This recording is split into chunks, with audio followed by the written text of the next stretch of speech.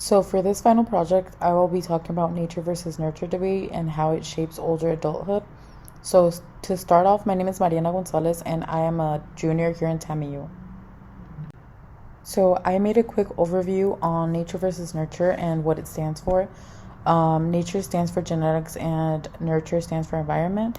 So, according to our book and this class, nature teaches us how a person's genetics plays an important role when growing up. For example, our genes are passed over by our biological parents. This could be our eye color, hair color, skin color, and even diseases such as like diabetics or Alzheimer's or some other type of diseases that are passed by. Nurture teaches us how the effect of the environment takes a toll on us and how it can shape our lives differently from one another. An example would be our weight, environmental stress, diseases such as skin cancer, like exposure of the sun, or like exposure of toxic chemicals that could give us even more diseases. And then aging helps us look back at our lives and acknowledge how our genetics and environment influence the way that we age and we live. So I added a question to my PowerPoint. How does nature and nurture affect the aging process? Many people believe that the way that we act today is due to genetic and factors and our environmental factors when it comes to the aging process. But I believe that nurture plays in a huge role when it comes to aging.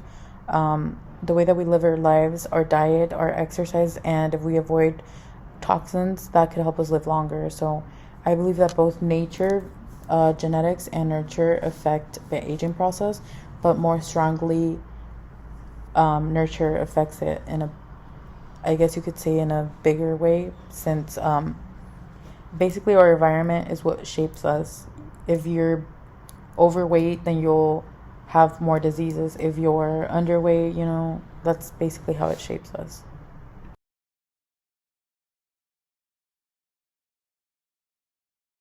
So for the physical/motor development for the nature section, I added that a physical change that older adults experience when it comes to hereditary factors is wrinkles, fragile bones, and diseases.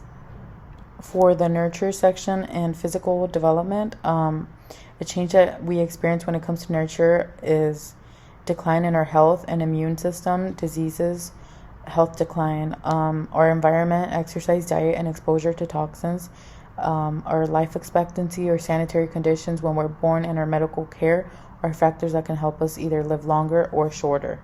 I also added this table that was located on page 102 in the book that basically explained to us the leading causes of death at age 65 and above in the United States.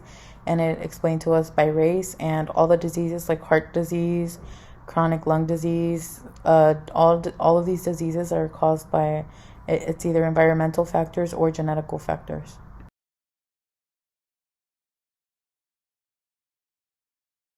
Alright, so moving on to cognitive development and the nature section.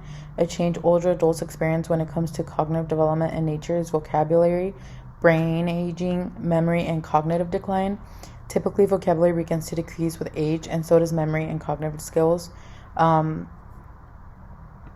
the other side, for nurture, change older adults experience in cognitive development and nurture is environmental diseases such as cognitive disorders, Alzheimer's, dementia, mild cognitive impairment, vascular dementia.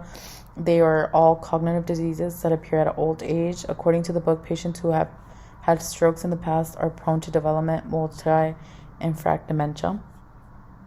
So moving on to the social/emotional development section for nature, a change that we experience with age in social, emotional, and developmental nature is that we acquire new skills with age, and our genetics also influence our behavior and social skills. Now for nurture, a change that we experience with nurture and social skills is that our environment shapes us to become either good or bad.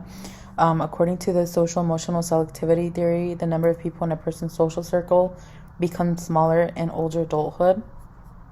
So basically, social skills are also acquired by social environments that surround us. For example, going to school, making friends in college, at work, and place in retirement homes. You could also say that both nature and nurture are extremely important when it comes to the aging process, since genetics and environment are also what shapes us who we are today. our genetics and environment factors all deal with older adulthood and how physical and cognitive social change began to appear in our oldest years. So, in conclusion, although environmental influences such as our diet, exercise, and education shape us, genetics also play an important role when it comes to aging, since genetics can help us live longer just by having a parent or grandparent that lives up to 90. That could increase our chances to living longer.